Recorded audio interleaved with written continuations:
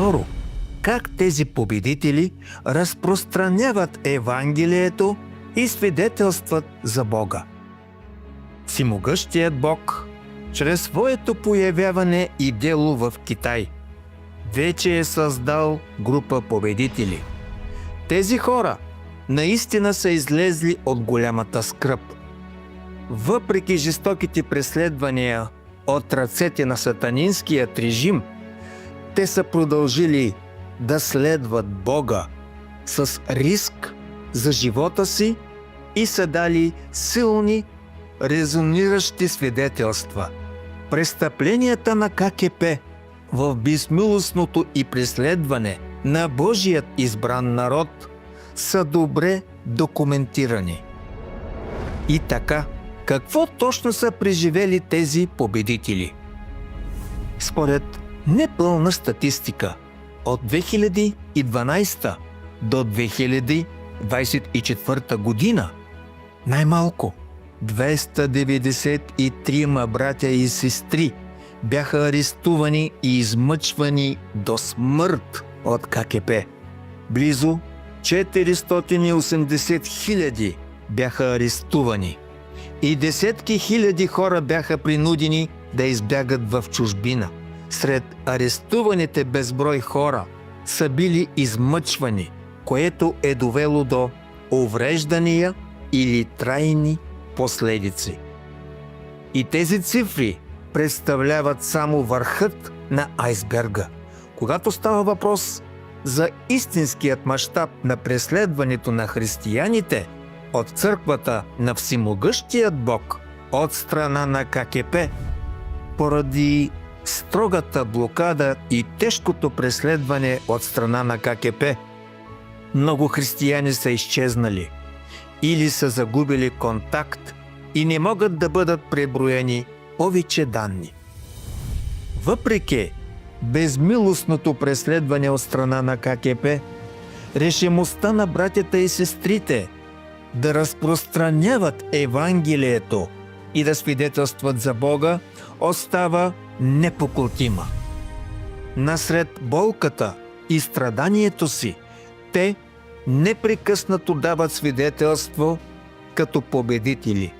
В целият континентален Китай, от всички деноминации, онези, които искрено търсят истината и искрено желаят Бога, са се върнали при Всемогъщият Бог. Милиони са приели Божието дело. Бог вече е създал група от победители в Китай. Хора, обединени по сърце и ум с Него. Евангелието на Царството не само се е разпространило в целият континентален Китай, но отдавна е достигнало и до много страни в чужбина. Божиите думи и Неговото име са се разпространили до десетки милиони домакинства и милиони са дошли под името на Всемогъщият Бог. От разпространението на Евангелието на Царството ние видяхме Божието всемогъщество. Без значение колко необуздани са сатанинските сили или как обединяват сили, за да се противопоставят на Божието дело, и усилията им в крайна сметка са напразни.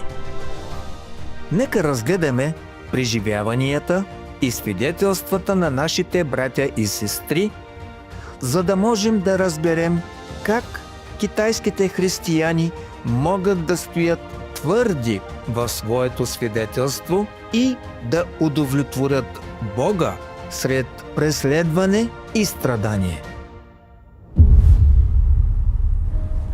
Это курс идеологической обработки, созданный для верующих во всемогущего Бога. Конституция гарантирует свободу вероисповедания. Я не нарушал закон. Так почему меня арестовали? Правительство заплатит любую цену.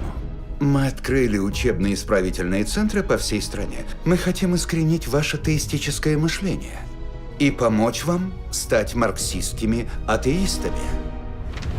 Какую пользу приносит тебе вера во всемогущего Бога? Мы, люди, были глубоко развращены сатаной, поэтому мы все отрицаем Бога и противимся Ему. Только веря во всемогущего Бога, мы можем освободиться от греха и влияния сатаны, получить Божье спасение и достичь прекрасного места назначения, которое Бог приготовил для людей. Ты говоришь, что всемогущий Бог Спаситель? Не может быть. Помнишь Интернационал? Не было никакого Спасителя мира. Ваша церковь поклоняется обычному человеку и следует за ним как за Богом. По своей сути, вы верите в обычного человека. Только всемогущий Бог может выразить истину и спасти людей. Кроме воплощенного Бога, ни один великий человек или знаменитость не могут выразить истину. Мы услышали слова всемогущего Бога, и все они истина, глаз Божий. Поэтому мы знаем, что Он истинный Спаситель, пришедший в мир. Ты такой упрямый. Раз уж ты здесь, ты должен исправиться, даже если не хочешь. А если не хочешь, то пойдешь в тюрьму. Там, где правит Компартия, невозможно выжить, не подчиняясь ей.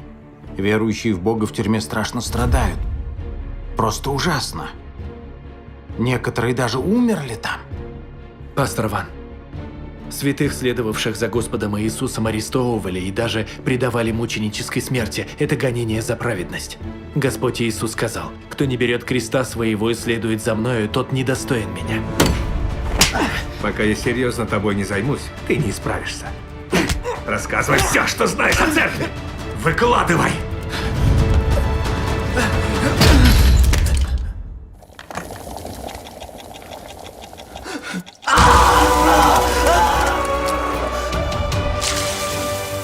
Боже, боюсь, я этого не выдержу.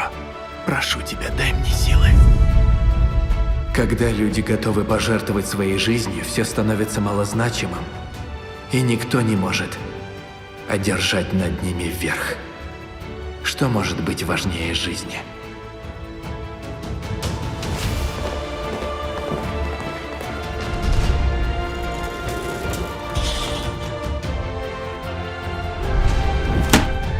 Ответь мне, ты хочешь домой или в тюрьму? Я принял Спасителя, всемогущего Бога, и нашел путь спасения для развращенного человечества, и я не могу от него отказаться. Неважно, к скольки годам меня приговорят и как сильно я пострадаю, я буду следовать за Богом до конца. Это мой выбор.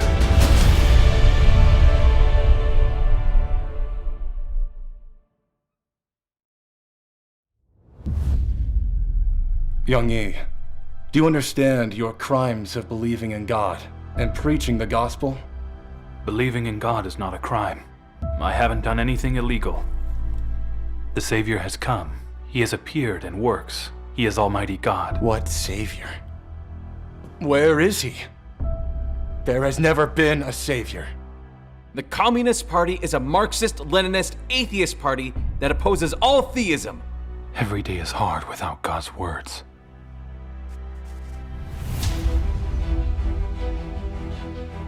It is no easy task for God to do his work in the great Red Dragon's land. But through this difficulty, God does one stage of his work, showing his wisdom, his wondrous deeds, and using this opportunity to make this group of people complete. In 4 years. That's the first time I've heard God's word. My health is just getting worse. I worry that I'll die here. Jillian, this is God's word. The utmost faith and love are required from us in this stage of work. We may stumble from the slightest carelessness, for this stage of work is different from all the previous ones. God perfects man's faith, which is invisible and intangible. What God does is convert words to faith, to love, and to life.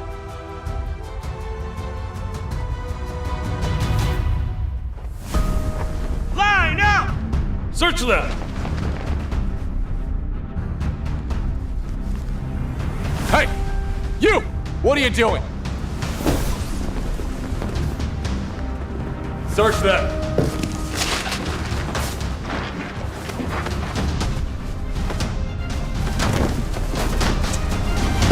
Who gave you the note? Damn it.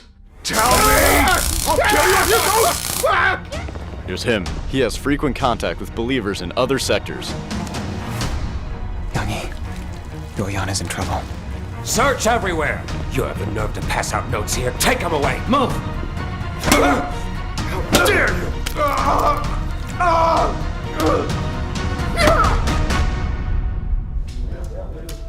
I still have God's word. Do you dare take it? Yes. This mankind has but to hear the call of the Creator and hear the voice of the Creator.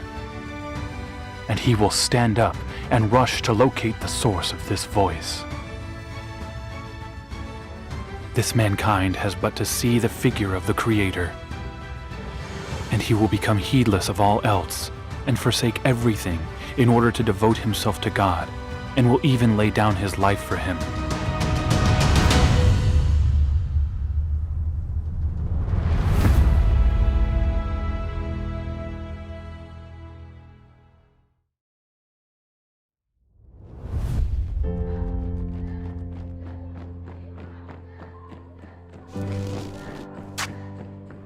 Hurry up!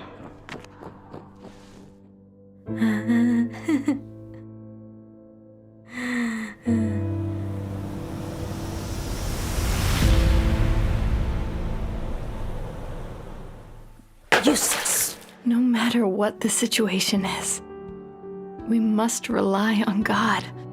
We must believe that God is our support.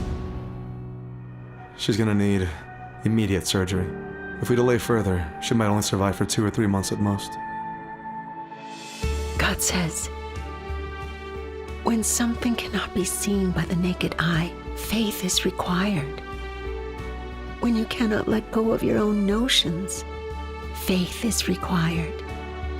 When you do not have clarity about God's work, what is required is for you to have faith and to take a solid stance and stand firm in your testimony. We must follow God to the end, and we must never leave God. Wasn't this your resolve all along? Did you forget? Follow God. Yes, yes, yes. Don't forget.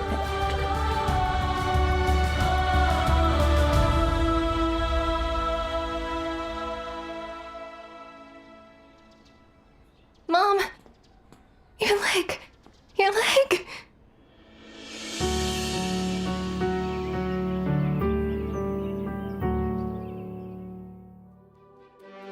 Това, което току-що гледахме, е само малка част от историята.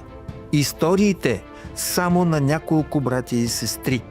В действителност има хиляди и хиляди такива истории.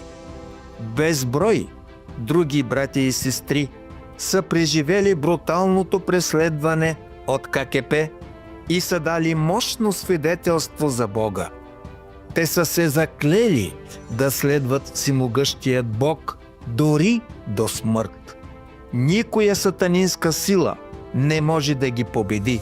Тези хора са готови да рискуват живота си, за да следват Бога, оставайки му верни до самият край. Никой не може да ги подведе и никой не може да ги победи. Това е групата победители, създадени от всемогъщият Бог.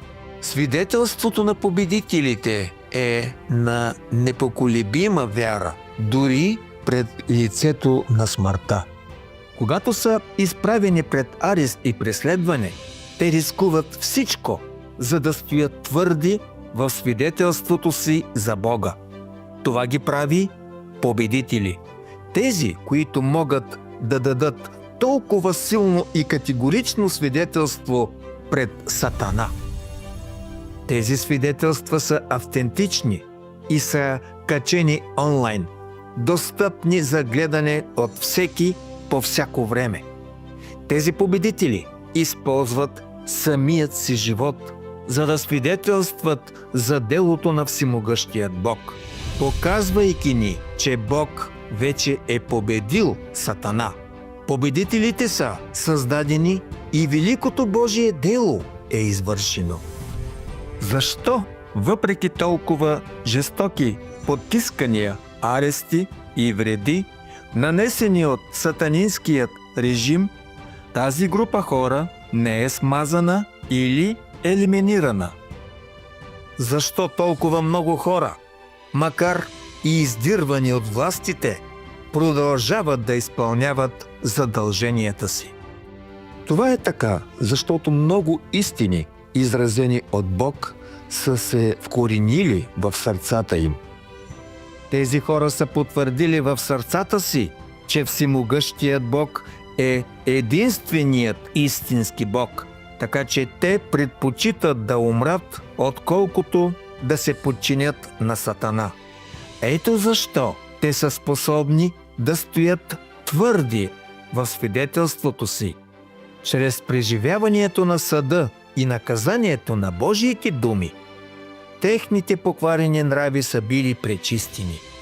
Словата на всемогъщият Бог са се превърнали в самият им живот, променяйки житейският им нрав. И за това те имат такива свидетелства за преживяното.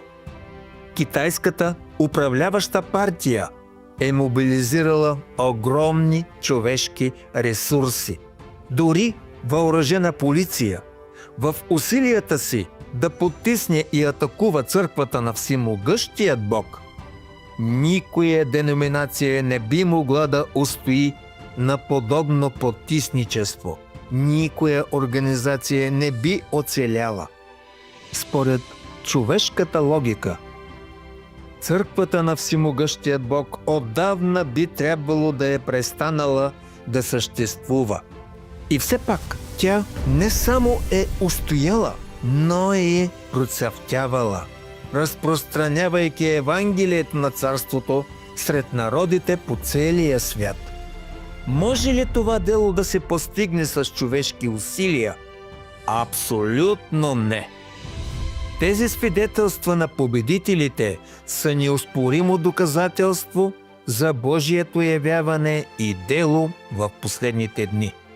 Те са доказателство за Божията победа над Сатана и неговото спасение на човечеството. Никой не може да отрече това, камо ли да го отмени. Днес хора от всички народи и от всички сфери на живота, тези, които копнеят за завръщането на Господа, са чели истините, изразени от Бог в последните дни, и са видели тези свидетелства на победителите. Те са дълбоко развълнувани, разпознавайки в тях самото дело и явяване на Бога. Мнозина възкликват с радост: Господ Исус наистина се завърна. Всемогъщият Бог казва: навярно всички вие си спомняте тези слова, защото нашата кратковременна лека скръб произвежда все повече и повече една изобилна вечна слава за нас. Всички вие сте чували тези слова и преди, но никой от вас не е разбирал истинския им смисъл. Днес вие дълбоко осъзнавате истинската им значимост.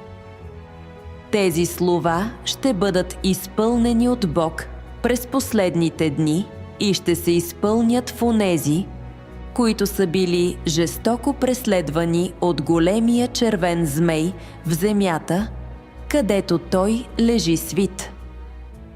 Големият червен змей преследва Бог и е негов враг, и затова в тази земя хората са подложени на унижение и преследване заради вярата си в Бог.